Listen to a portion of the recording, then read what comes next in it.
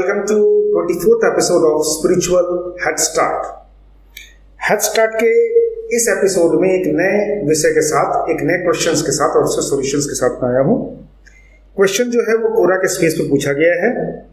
जिन महानुभाव ने पूछा है उसके पहले भी उन्होंने एक क्वेश्चन पूछा था, जिसके बाद का ये क्वेश्चन है, डज कुंडलिनी एक्साइट और stimulate them into intense activity? Is it during ascent, layer after layer of the mind becomes fully opened?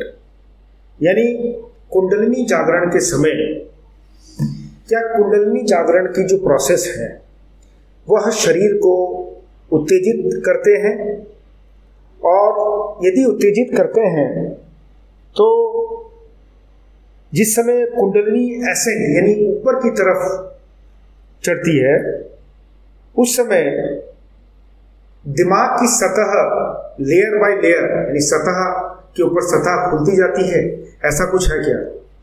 तो सबसे पहले मैं आपको ये बता दूं कि कुंडलिनी के ऊपर में मैंने सबसे अच्छा वीडियो सारी भ्रांतियों और जो कुछ भी इस समय YouTube में और भी कई एक वीडियो प्लेटफॉर्म में चल रहा है कुंडलिनी के बारे में, मैंने अपने चौथे या पांचवें एपिसोड्स में उसके बारे में बड़ा डिटेल में विवेचना किया था।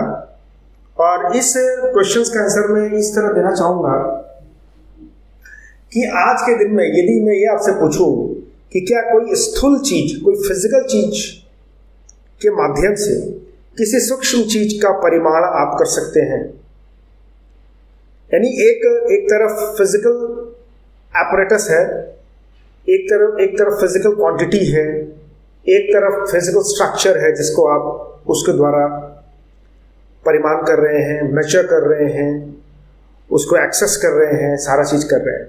लेकिन एक तरफ सूक्ष्म, बहुत सूक्ष्म, अति सूक्ष्म वस्तुएं हैं या अति सूक्ष्म शक्तियां हैं या ऊर्जा है, क्या उनका परिमाण भी आप उसी एपरेटस से करेंगे क्या? नहीं कर सकते। तो पहला तो यह है कि किस भक्त को या किस सीकर्स को किस तरह का अनुभव हो सकता है कुंडलिनी योग में, ये बोल पाना मुश्किल है। और जो YouTube में जो अनुभव के बारे में बहुत सारे वीडियोस बनते हैं वो केवल भ्रांतियां फैलाते हैं, क्योंकि वाकई ऐसा कुछ बहुत विशेष होता नहीं है, और ऐसा होता भी होगा तो मैंने तो आज तक अपने लाइफ में नहीं देखा। और दूसरी नंबर बात यह है कि फिजिकल लेवल पे excitement into intense activity, kundalini जागरण में फिजिकल लेवल पे बहुत ज्यादा कुछ देखने को नहीं आता, जैसा मैंने आपने पहले वीडियो में बताया। और जो कुछ भी होता है वो इनर बॉडी, वो इनर माइंड के अंदर ही होता है। अब मान लीजिए कि इनर कॉन्शियसनेस हिट हो रहा है और उसके कारण शरीर में आप यूं ही या बिना किसी कारण के ही शरीर में कोई बदलाव हो रहा है या शरीर में कुछ एक्साइटमेंट हो रहा है, तो वो हो सकता है। जैसे मैं बता रहा हूँ कि करीब 5-6 साल पहले जब मैं ध्यान की मुद्रा में बैठता था तो मुझे ऐसा महसूस होता था कि मेरी बॉडी ट्रम्बल करती है, लेकिन that was just a thought. बाद में मेरे को महसूस हुआ कि ऐसा मेरी बॉडी कोई ट्रम्बल नहीं करती है, और जब मैं ध्यान में रहता हूँ तो बॉडी एकदम शांत रहती है, क्योंकि ध्यान में रहने का मतलब है कि आपका शरीर पूरी तरह सहज अवस्था में रहता है।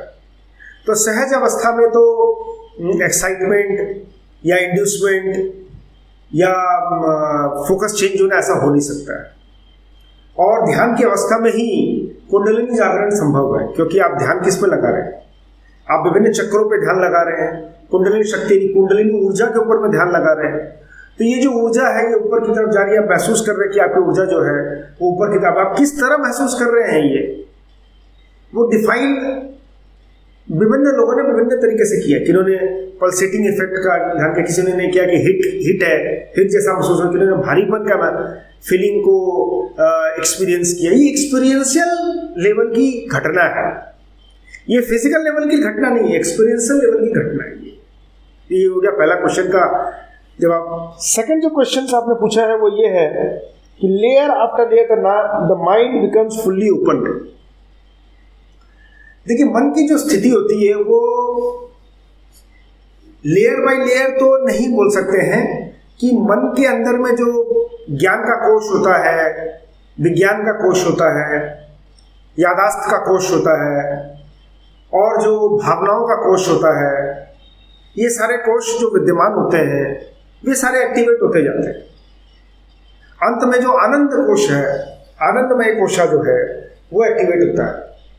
तो इस तरह से आप कोश के हिसाब से ये बोल सकते हैं कि लेयर बाय लेयर जो है वो मन जो है वह खुलता जाता है, इन द सेंस की जो कोशा है, जिनके बारे में मैंने अगेन एक बहुत ही डिटेल्ड वीडियो बनाया जिसका मैं लिंक शेयर कर दूंगा, तो वह कोशा खुलता जाता है, यानी कोशा और एक्टिवेट होता जाता है।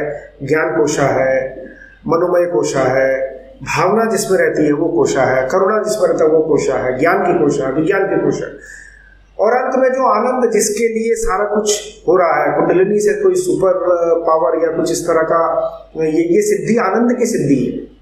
लोग बोलते हैं, लोग बड़ी बड़ी सिद्धियां कर लेते हैं, मैं बोलता हूँ ये आनंद की सिद्धि है, ये सत्य चित्त आनंद की सिद्धि है, ये एक्सप्रेशन ऑफ लव की सिद्धि है। तो ये जो सिद्धि है इससे ये आनंद के लिए है, ये इनर पीस के लिए, ये इनर सोल के लिए है, एक्सटीरियर के लिए कुछ भी नहीं है। तो ये दोनों क्वेश्चंस का मैं इस तरह जवाब दे रहा हूं कि पहला कि कुंडलिनी जागरण में ऐसा कोई भी एक्साइटमेंट फिजिकल लेवल पे ऑब्जर्व नहीं होता है, ये इनर इंजीनियरिंग है, ये इनर काउंटिंग है, ये इनर करेक्शंस है, और ये अनुभूति भी अंदर की में महसूस होती है, बाहर में महसूस नहीं होती है। लेकिन चूंकि हम फिजिकल स्ट्रक्चर से ढके हुए हैं, इसका प्रभाव थोड़ा बहुत फिजिकल में पड़ सकता है, उसके लिए कोई बहुत विशेष ये कोई मुद्दे का विषय नहीं हो सकता। सेकंड, जो मैंने कहा कि डिफरेंट कोशास जो है वो चक्रों को जब हम एक्टिवेट करते हैं तो डिफरेंट कोशास खुलते हैं, जिसमें कुंडलिनी शक्ति की जागरण होती है, तो माइंड के अंदर बहुत सारी कोशास है वो खुलते हैं। तो वो कोशास जो खुलते हैं, ज्ञान की कोश खुलती है, विज्ञान की कोश खुलती है। तो ये आप बोल सकते हैं कि इस परिप्रेक्ष्य पे आप ये क्वेश्चन पूछे तो मैं बोलूँगा हाँ। अदरवाइज लेयर बाय लेयर यदि साइंटिफिकली कोई आप विजन देना मांग रहे हैं या साइंटिफिकली वैलिडेशंस के लिए आप ये बोल रहे हैं, तो शायद इसका परिमाण ही नहीं हो सकता है। तो इस बार इस एपिसोड में इतना ही। आगे नए एपिसोड में एक नए क्वेश्चंस के साथ में आपके सामने उपस्थित रहूंगा। आपका इस तरह हमारे वीडियो को देखना, क्वेश्चंस को पूछना और हमें ज्ञान को सार्थक करने के लिए आपका बहुत बहुत धन्यवाद और शक्ति है। Thank you so much.